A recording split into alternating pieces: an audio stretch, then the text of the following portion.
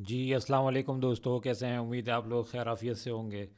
आज का एक और चौपी सेशन जो कि काफ़ी ज़्यादा असाबी तनाव का शिकार बना होगा काफ़ी लोगों के लिए, ख़ास तौर पे ट्रेडर्स के लिए, जो कि बहुत मुश्किल से दो चार होंगे क्योंकि उनको ट्रेड नहीं मिली होगी और उनको लत पड़ जाती है जब ट्रेड्स की।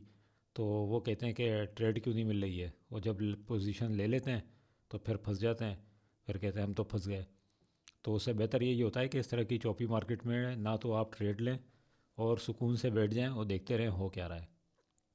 आप हमारी पिछली वीडियो निकालेंगे, मैंने इसके अंदर आप लोगों को पहले क्लियरली बताया है कि मार्केट में ट्रेडर जब भी पैसा बनाएगा या तो मार्केट अप ट्रेंड में हो या तो वो डाउन ट्रेंड में हो। ये इस तरह के चौपी सेशंस में या कंसोलिडेशन वाले फॉर्म में ये अभी आपको मार्केट में पैसा बनने की कोई चांस नहीं हो मिलेंगे। इस तरह की मार्केट में जो एसआईपी प्लान जो लेके बैठे होते हैं, ये उन लोगों के लिए प्लान है कि वो अपने लिए थोड़ा थोड़ा स्टॉक जमा करते रहें हर डिप के ऊपर। और अभी हम ज़रा सी देर में देखते हैं जो हमने कल आइडेंटिफाई की थी डाइवर्जेंस, उनकी क्या पोजीशन है और कब तक वो ठीक होने का प्रोग्राम है। दोस्तों, मार्केट 1,12,600 के पॉइंट पर स्टैंड कर रही है। 1,500 पॉइंट आज मार्केट ने निकाल दिए और 268 मिलियन के वॉल्यूम्स लगे हैं, जो कि बहुत ही कम हैं अभी भी हमारे हिसाब से। मार्केट को अगर कोई पुश चाहिए तो इसको अपने वॉल्यूम बढ़ाने होंगे, वरना सिचुएशन ऐसे ही रहेगी। इस तरह की मार्केट में जो डरने वाले हजरात हैं उनमें सबसे पहले लिवरेज वाले, और फिर उसके बाद जो ट्रेडर्स हैं जो क्विक गेन करने के मूड में होते हैं। अगर उन्होंने इस टाइम कोशिश की एंट्री लेने की तो वो बहुत बुरी तरह से फंस भी जाएंगे, स्टकअप भी हो जाएंगे, क्योंकि मार्केट में वॉल्यूम तकरीबन ना होने के बराबर है। अब आप देखेंगे कि मार्केट में जो है वो इंडेक्स आपको थोड़ा सा इसी तरह से नज़र आएगा, लेकिन स्टॉक उससे ज़्यादा डिस्काउंट होते हुए नज़र आएंगे। तो अभी हम आगे जाके डिस्कस करते हैं जो लेवल हम एक्सपेक्ट कर रहे हैं कि मार्केट अब दिखा सकती है, और वो क्यों दिखा सकती है वो भी हम बताते हैं आपको। मार्केट के डेली चार्ट को देखें तो इसमें डाइवर्जेंस अपनी जगह पे अभी भी मौजूद है। आप ये ज़रा नोट कीजिएगा कि यहाँ से अब आहिस्ता आहिस्ता ये पैरेलल होनी शुरू होंगी और इसको अभी भी मज़ीद डिस्काउंट करने की ज़रूरत है। मार्केट में जो अब जो सपोर्ट लेवल बनेगा 1,10,500 से 1,11,000 के करीब बनेगा, और इसमें आपको मार्केट कंसोलिडेशन करते हुए और एक बाउंस बैक लेती हुई नज़र आएगी। तो आप लोग जो है जो एसआईपी प्लान के तहत काम करते हैं, मतलब वो लोग जो क्या आहिस्ता आहिस्ता डिप पे जमा कर रहे हैं और किस्तों में जमा करते हुए अपने इन्वेस्टमेंट प्लान करते हैं, ये मौका उनके लिए है जमा करने का। ट्रेडर्स जो है मैं उनको सजेस्ट करूंगा कि अभी आप लोग मार्केट से थोड़ा दूर रहें, मार्केट को एक ट्रेंड में आने दें, फिर उसके बाद एंट्री लीजिएगा। लेकिन जो इन्वेस्टर्स हैं उनके लिए बड़ी अच्छी अपॉर्चुनिटी है यहाँ पे जमा करने के लिए, ख़ास तौर पे उन स्टॉक्स में जिनके रिजल्ट्स ड्यू हैं और जिनके अंदर डिविडेंड की एक्सपेक्टेड यील्ड काफ़ी ज़्यादा है। और आपको याद होगा हमने एक डिविडेंड स्ट्रेटजी आप लोगों से शेयर की थी। अब ये वो राइट टाइम है कि आप लोगों को आहिस्ता आहिस्ता यहाँ पे एक्यूमुलेशन कर देनी शुरू कर चाहिए। आवरली में भी देखें तो मार्केट में कोई गुंजाइश नहीं है, इसको आके यहीं पर ही सपोर्ट लेनी है। तो जिस तरह मैंने भी थोड़ी देर पहले जिक्र किया कि ट्रेड आप लोग जो है ना बिल्कुल सुकून से बैठ जाएं, एक हफ़्ता ट्रेड ना करें, देखें आप लोग का स्टॉक वापस घूमते हुए नज़र आ जाएंगे। अगर मार्केट पाई चार्ट की बात करें तो सारे सेक्टर्स ही प्रॉफिट टेकिंग का शिकार हैं, कोई भी सेक्टर नहीं बचा। और जिसकी वजह आप लोगों को एक ये शेयर कर दें कि इंटरनेशनल पॉलिटिक्स में काफ़ी ज़्यादा चेंजेस आ रही हैं, जिसकी वजह से अभी पार्टिसिपेंट्स और भी कॉशंस है, ख़ास तौर पे पाकिस्तान को लेके, कि यूएस में जब ट्रंप ओथ ले लेंगे तो इसके अंदर फिर क्या पाकिस्तान के लिए सिचुएशन डेवलप होगी, उसके ऊपर भी लोगों की काफ़ी नज़रें हैं। आप लोग ये जो म्यूचुअल फंड्स या बैंक्स की जो जो भी चीज़ें देख रहे हैं वो इस चीज़ से काफ़ी इन्फ्लुएंस्ड हो रही हैं।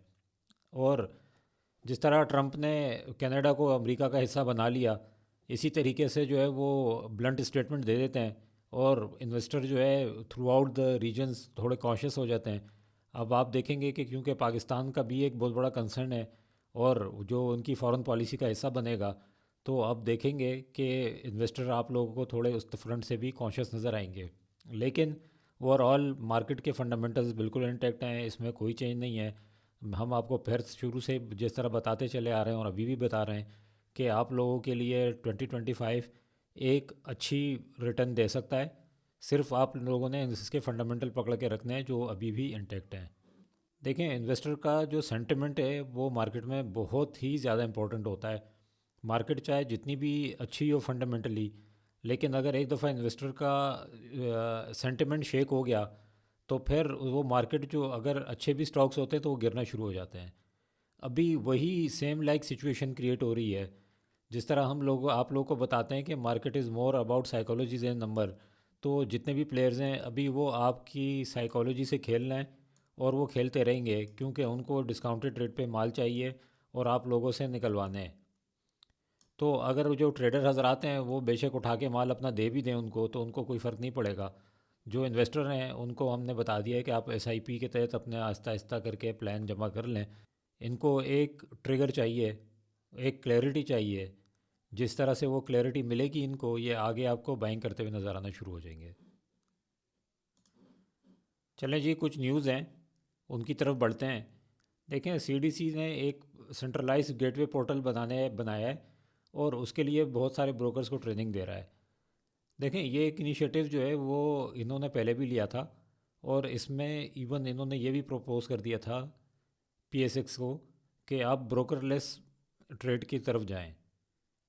उससे क्या हुआ था कि एक बहुत सारे लोगों के अंदर एक खौफ पैदा हो गया था कि शायद उनकी दुकानें बंद हो जाएंगी, और उन्होंने उसको बिल्कुल टोटली डिनाइल कर दिया और काफ़ी ज़्यादा हर्डल्स क्रिएट की। उससे मार्केट के अंदर भी एक नेगेटिव इम्पैक्ट आया था। तो ये भी कुछ उससे मिलती जुलती कड़ी है। तो आप लोग इस न्यूज़ के ऊपर नज़र रखिएगा कि ये आने वाले दिनों में मार्केट को इम्पैक्ट कर सकती है अगर ये मामला इमेकेबली पाए तकमील तक नहीं पहुंचा तो। दूसरी तरफ एक इकनॉमिक फ्रंट पे अच्छी न्यूज़ है कि गवर्नर स्टेट बैंक ने इशोर कर दिया है कि उनके पास डॉलर रिज़र्व इतने हैं कि आगे जाके उनको परेशानी नहीं होने वाली।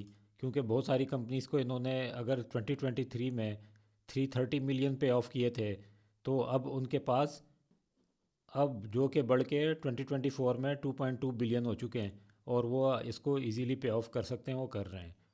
तो कहने का मकसद ये है कि उन्होंने पॉजिटिव जेस्चर पेश किया है इन्वेस्टर्स की तरफ भी और बिजनेसमैन्स की तरफ भी कि वो पाकिस्तान के इकनॉमिक और फंडामेंटल इंडिकेटर्स के ऊपर कंफर्ट लेवल में रहें। दोस्तों, ये वर्चुअल एसेट बिल 2025 भी पेश हो गया है और इसका जो मकसद है वो ये है कि पीकेआर को डिजिटलाइज करना, और बहुत सारे ऐसे काम होंगे जो गोइंग फॉरवर्ड इसके अंदर होने वाले हैं। अभी ये बिल चूँकि सेनेट में पेश हो चुका है, अब जब तक इसकी पूरी एक डिटेल नहीं आएगी हम इसके एनालिसिस करेंगे और आप लोगों के सामने पेश करेंगे कि ये स्टॉक मार्केट के ऊपर किस तरह इम्पैक्ट कर सकती है। क्योंकि इसके अंदर जो है जब करेंसी ट्रेडिंग और इस तरह की जब सिचुएशन होंगी तो हो सकता है कि कुछ लिक्विडिटी का पोर्शन स्टॉक मार्केट से यहाँ पे भी शिफ्ट हो। गवर्नमेंट ने रेज़ किए हैं 434.2 billion rupees through T bills, और इसमें आप देखेंगे कि कट ऑफ यील्ड जो है वो डाउन हुई है 3 मंथ्स के लिए और 6 मंथ के लिए, और तकरीबन जो 12 मंथ्स की है वो 11.8% पे आ गई है। अच्छा, ये आप लोग जहन में रखिएगा कि जो कल प्राइम मिनिस्टर साहब ने अगर कुछ कहा है कि हमारे पास इतना गैप मौजूद है तो उसको थोड़ा सीरियस ना लीजिएगा। आप लोग इससे समझा करें कि कितना कट एक्सपेक्टेड है। हमारे हिसाब से, जिस तरह हमने पहले भी अपने वीडियोस के अंदर बार बार कहा है कि पाकिस्तान की इकोनॉमी के लिए सस्टेनेबल कट ऑफ जो है वो 11% है। इससे बूम एंड बस्ट की सिचुएशन कंट्रोल हो जाएगी, अदरवाइज़ अनसर्टेनिटी पैदा हो जाएगी। तो 11% एक अच्छा लेवल है, उसके ऊपर मेंटेन रखना चाहिए और उसके बाद इसको रिव्यू करना चाहिए कि मैक्रो इकोनॉमिक स्टेबिलिटी क्या है। दोस्तों, आपको ये तो मैक्रो इकोनॉमिक न्यूज़ तो हैं ही, लेकिन आपको अभी इंटरनेशनल पॉलिटिक्स के ऊपर भी काफ़ी ज़्यादा नज़र रखने की ज़रूरत पड़ेगी, जिसकी हमने लोगों ने आपको बता दिया है। क्योंकि अब जो इन्वेस्टर के अंदर जो कंसर्न है वो ये डेवलप होना शुरू हो गया है कि कहीं पाकिस्तान की एग्जिस्टिंग रिजीम जो है वो तो चैलेंज नहीं हो जाएगी। अब अगर उसके ऊपर कोई क्वेश्चन रेज़ हो गया तो जितनी भी कंसिस्टेंसी है पॉलिसीज़ के अंदर, क्या वो कंटिन्यू रहेगी या नहीं रहेगी। तो इसके ऊपर आप लोगों ने ख़ासी नज़र रखनी है। कोई भी चीज़ डेवलप हो रही हो तो वो उसको मद्देनज़र रखना है। अभी फॉर द टाइम बिंग कुछ ऐसा डेवलप नहीं हुआ है, लेकिन जो ये वॉल्यूम ड्राई अप होते हुए नज़र आ रहे हैं और इस तरह की जो मार्केट में पार्टिसिपेशन कम होती हुई नज़र आ रही है, उसकी एक रीज़न यही है कि अभी चूँकि डोनाल्ड ट्रंप बड़े एग्रेसिवली स्टेटमेंट देते हैं, तो कभी उन्होंने पाकिस्तान के मुताल्लिक़ कुछ स्टेटमेंट दे दिया तो मार्केट में एकदम से डिप आ सकती है। तो दोस्तों, ये तो था हमारा आज का प्रोग्राम। मिलते हैं हम फिर नेक्स्ट वीडियो में। अपना ख्याल रखिएगा। अल्लाह हाफ़िज़।